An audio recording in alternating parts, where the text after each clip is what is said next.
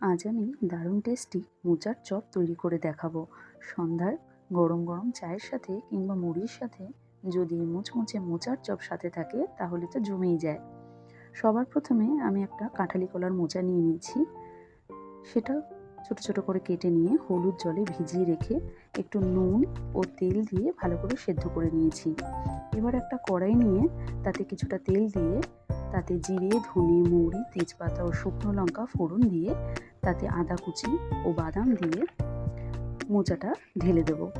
তাতে এবার স্বাদ মতো হলুদ গুঁড়ো, লঙ্কা গুঁড়ো, নুন, চেরা কাঁচা লঙ্কা, জিরে গুঁড়ো দিয়ে দুটো মিডিয়াম সাইজের সেদ্ধ করে রাখা আলু দিয়ে ভালো করে নেড়েচেড়ে একটু চিনি দিয়ে সাথে কিছুটা ভাজা মশলা দিয়ে আবারও কিছুটা নেড়েচেড়ে পুরটা রেডি করে নেব।